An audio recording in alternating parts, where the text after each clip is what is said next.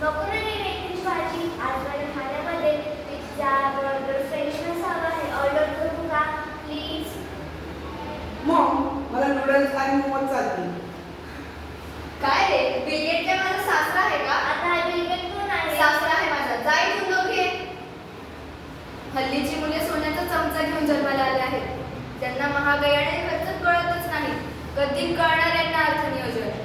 दादा, अर्थनियोजन म्हणजे काय असते? मला पण माहित नाही. चल आपण आजीला विचारूया. आजी,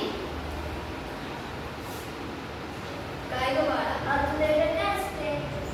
अगं बाळा, पूर्वीच्या काळात आम्ही कागदाच्या डब्यामध्ये पैसे लपून ठेवायचो. किंवा कपड्यांमध्ये. त्या काळात पैशांची बचत करण्यासाठी आम्ही बायका थोडा पैसा बाजूला काढून ठेवायचो, जेणेकरून ते आम्हाला अडीअडचणी लोक लागायचे. आणि अडचण म्हणजे काय गं आजी? हे बघ बाळ, आमचा काळ वेगळा होता. त्या काळातल्या अडचणी पण वेगळ्या होत्या. आत्ताच्या काळातलं तुम्हाला समजेल असं तुमचा मामा सांगू शकेल, कारण त्याचा विषयाचं नियोजन आहे. हे काय आजी सांगू?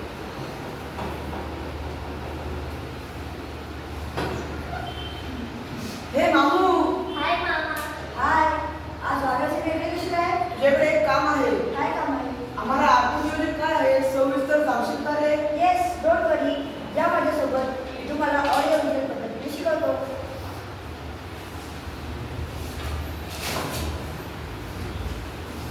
प्रत्येकाच्या आयुष्यात येणाऱ्या अपेक्षित व अनपेक्षित निर्णयासाठी अर्थनियोजन आहे. जरा इकडे बघा. सीन पहिला, अपेक्षित घटना. बाबा, उद्या माझ्या शाळेची फी भरायची. उद्या शेवटची तारीख आहे. प्लीज नक्की भरा, विसरू नका. आई, मला पुढील शिक्षणासाठी कॅनडाला जायची इच्छा आहे. आई, माझ्या सगळ्या मैत्रिणीकडे आला आहे. मला पण संधी मिळते का प्लीज?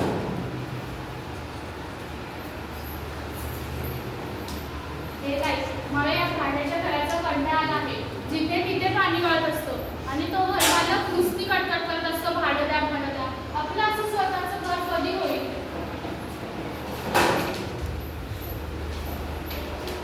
बाबा मला नोकरी चाकरी करायची नाहीये. मला आहे ना माझा स्वतःचा बिझनेस टाकायचा आहे. त्यामुळे मला पैसे हवे. किती पैसे? 10 लाख रुपये.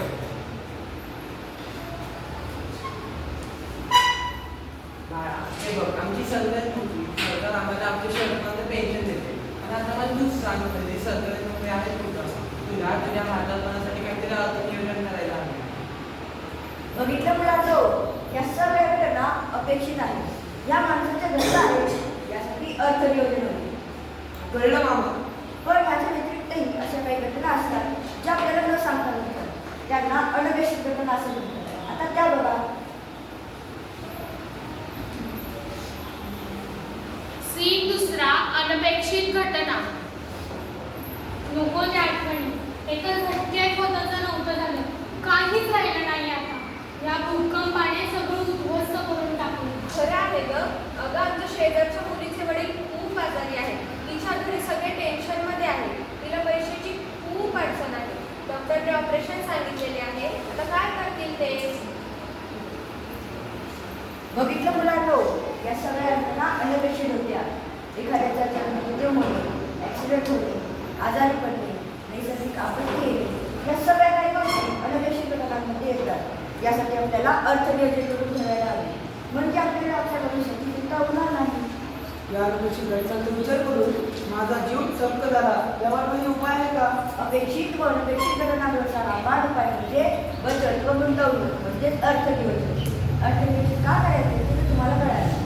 अर्थनियोजन काय असते, ते कसं करायचे ते मी तुम्हाला सांगतो. चला माझ्यासोबत.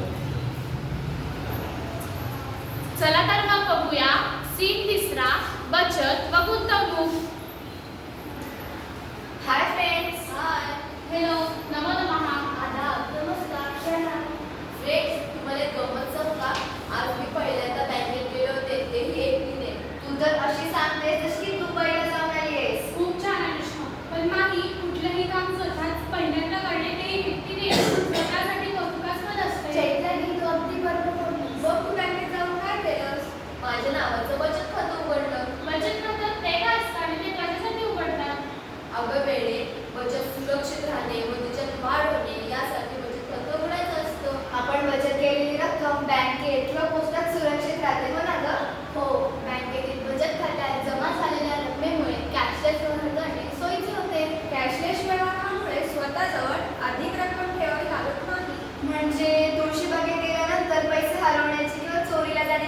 राहत नाही. करेक्ट ना? हाय फ्रेंड्स, हाय वैभव. कुठल्या विषयावरती आणि गंभीर चर्चा सुरू आहे? बचत. गुड, मग तर चांगलं झालं. मला या मुलांना अर्थव्यवस्थेविषयी सांगायचं होतं. आता मला तुमची मदतच होईल. तुम्ही नुसतं बचत म्हणून चालणार नाही. कारण बचत केलेली रक्कम रोख स्वरूपात असेल आणि तिची गुंतवणूक न करता ती तशीच ठेवली तर माहिती ना काय होतं? तिचे मूल्य काळाबरोबर कमी होते. म्हणजे मला कळलं नाही. अगं म्हणजे तू आज जर का 20 रुपयांमध्ये 2 पेन घेत असशील तर काही वर्षांनंतर त्याच किमतीत एकच पेन मिळेल. खरं आहे. यासाठी बचतीची योग्य ठिकाणी गुंतवणूक करून त्यात वाढ होणे आवश्यक आहे. कारण पैसा है तो बड़ी बड़ी बड़ी बड़ी बात है. पैसा है तो लंबी लंबी लंबी लंबी रात है. समजलं का? हो. फ्रेंड्स, आता मी निघतो. मला गावी जायचं आहे. बाळांना तुम्ही पण घ्या. भेटूया नंतर. आम्ही पण निघतो. आम्हाला तुळशीबागेत शॉपिंगसाठी जायचं आहे. फ्रेंड्स, तुम्ही जा तुळशीबागेत. मला पण गावाला जायचं आहे. बाय. Scene 4 GST.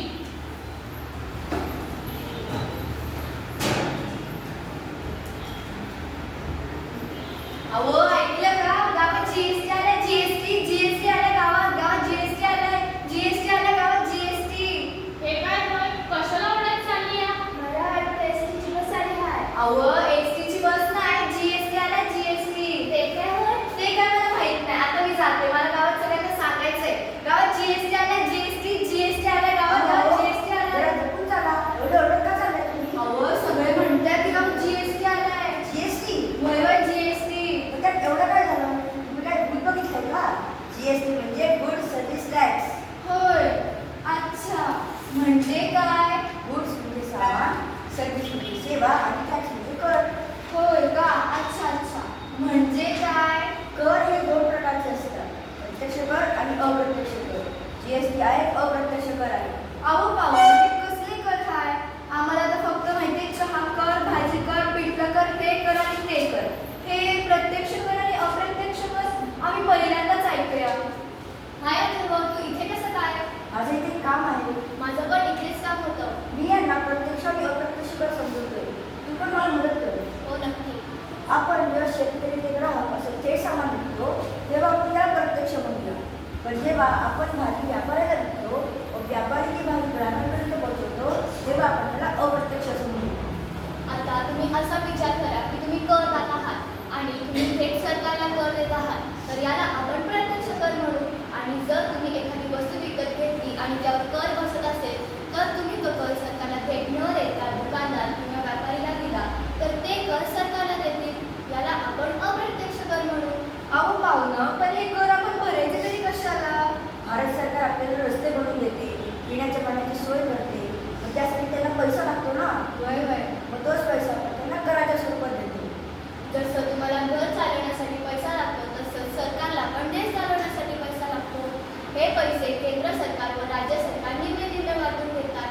जर तुम्ही 18% जीएसटी भरला असाल तर 9% केंद्र सरकार व 9% राज्य सरकार यांच्याकडे जमा होतील. असं होय. आम्ही अशिक्षित माणसं, आम्हाला नाही समजत हे. पण तुम्ही सांगितल्यावर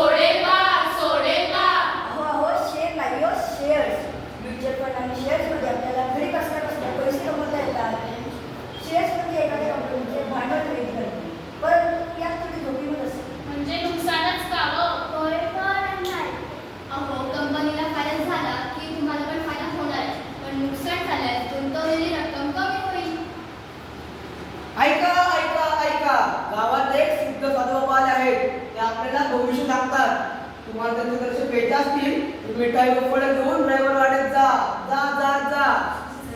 अहो थांबा थांबा, मला तुम्ही सांगायचंय. अहो पाहुणं, हे सगळं नंतर.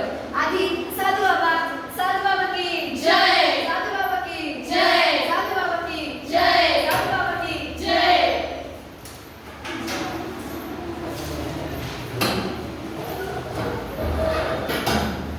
सीन 5 आयकराचे नियम 2017-18च्या अर्थसंकल्पनेनुसार.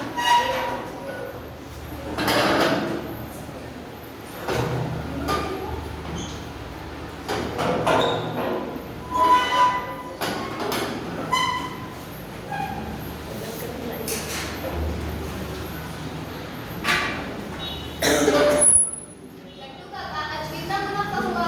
सेठजी 1 लाख.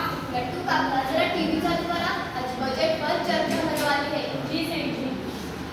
नमस्कार, तुम्ही पाहत आहात AMS माझा. आजच्या बातम्यांचा विषय आहे बजेट. मी आहे माही कदम आणि आपल्या सोबत आहेत अथर्व बंद. चल आता मग सुरुवात करूया. आपले दर्शक उत्सुक आहेत की सरकारने या वर्षी बजेट काय दिलं आहे. अथर्व, सगळ्यात पहिले आपल्या दर्शकांना करदाता, कर आकारणी वर्ष, वित्तीय वर्ष काय आहे ते सांगूयात का? हो नक्कीच. ज्या व्यक्तीला कर देणे अपेक्षित आहे त्याला आपण करदाता असं म्हणतो, आणि ज्या एका वर्षात उत्पन्न मिळवले जाते त्या वर्षाला आपण वित्तीय वर्ष म्हणजेच फायनान्शियल इयर असं म्हणतो. दर्शक हो, करदाता वित्तीय वर्ष लगतच्या पुढील वित्तीय वर्षाच्या कर आकारणी वर्ष असे म्हणतात. म्हणजे की 2016-17 जर कर वित्तीय वर्ष असेल तर 2017-18 हे कर आकारणी वर्ष असेल. माही, आपण आपल्या दर्शकांना सांगूया की वजावट काय असते. हो नक्कीच.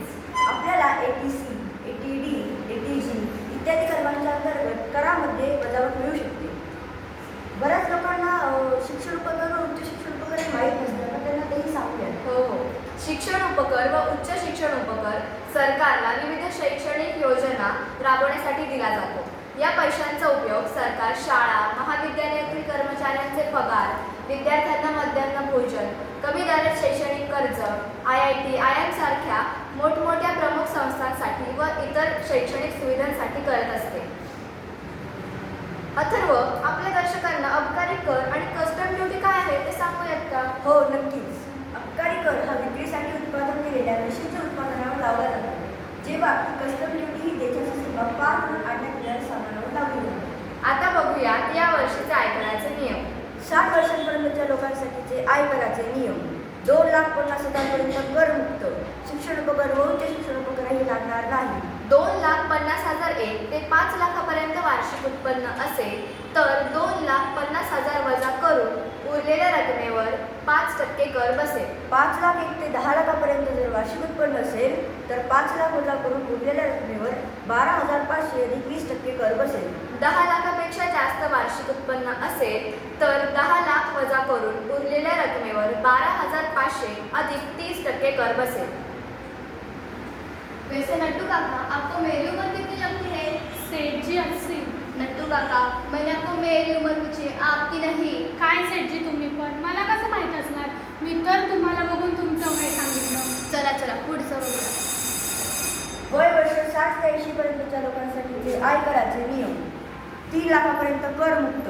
शिक्षण उपकर व उच्च शिक्षण उपकर हे लागणार नाही.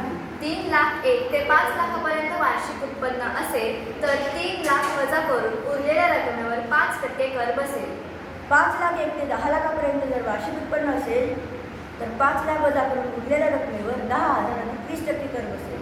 10 लाखापेक्षा जास्त वार्षिक उत्पन्न असेल तर वार्षिक उत्पन्नातून 10 लाख वजा करून उरलेल्या रकमेवर 1,10,000 अधिक 30% कर बसेल.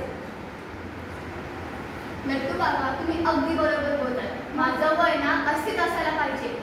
मग सेठजी, बघायचं का ज्येष्ठ नागरिकांसाठीचे नियम? सुरू करा. 5 लाखापर्यंत करमुक्त. शिक्षण उपकर व उच्च शिक्षण उपकर हे लागणार नाही. 5,01,000 ते 10 लाखापर्यंत वार्षिक उत्पन्न असेल तर 5 लाख वजा करून उरलेल्या रकमेवर 20% कर बसेल. 10 लाखापेक्षा जास्त जर वार्षिक उत्पन्न असेल तर 10 लाख वजा करून उरलेल्या रकमेवर 1,00,000 आणि 30% कर बसेल. तर हे होते या वर्षीच्या आयकराचे नियम. धन्यवाद. वैसे नट्टू काका, जरा हिसाब करके बताओ तो मला किती कर बसेल ते माझं जरा गणितच आहे ना. काय सेठजी तुम्ही पण, तुम्ही इतक्या मोठ्या गड्या इलेक्ट्रॉनिक्सचे मालक असून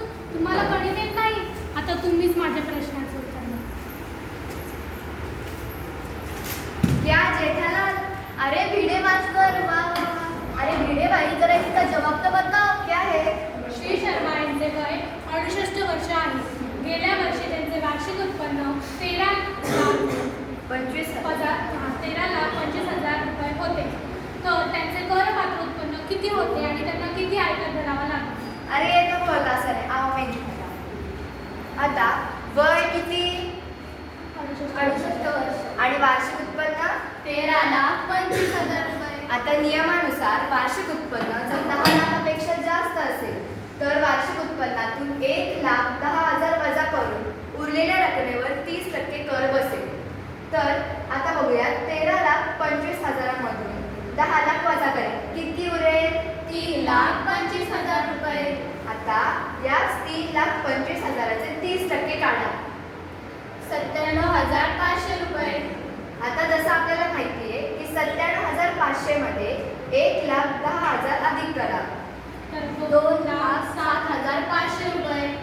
आता 2,07,500 वर शिक्षण उपकर आणि उच्च शिक्षण उपकर बसेल की नाही? हा, तर 2,07,500 वर शिक्षण उपकर म्हणजे 2% काढा 4,150 रुपये. आणि 2,07,500 वर 1% उच्च शिक्षण उपकर काढा. 2,075 रुपये. आता एकूण आयकर अधिक शिक्षण उपकर अधिक उच्च शिक्षण उपकर म्हणजेच 2,07,500 अधिक 4,150 अधिक 2,075 किती होईल? 2,13,725 रुपये. तर श्री शर्मांना 2,13,725 आयकर भरावं लागेल. समजलं काय जेठालाल? कळलं का लट्टू काका? वा सेठी, वा वेळेबाई.